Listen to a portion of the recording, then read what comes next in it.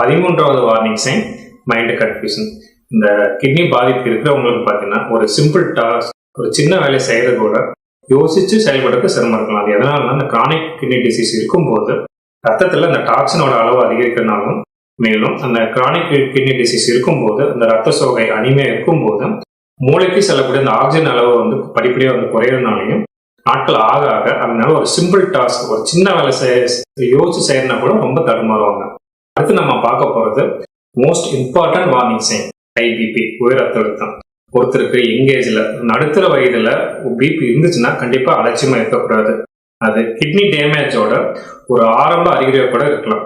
ஒருத்தருக்கு renal hypertension இருக்கும்போது அவங்க பிபி அதிகமாகும்போது என்னாகும், அடிக்கடி தலைவலி வர்றது, மேலும் அந்த பிளாக் அவுட், திடீர்னு அந்த கண்ணை கட்டுற மாதிரி இருக்கலாம், மேலும் அந்த வயிற்று வலி கூட இருக்கலாம். அதனால ஒரு எங்கேஜ்ல ஒருத்தர் பிபி இருந்ததுன்னா கிட்னி இமேஜ் பண்ணி ரீனல் ஹைப்பர்டென்ஷனை ரூல் அவுட் பண்றது நல்லது.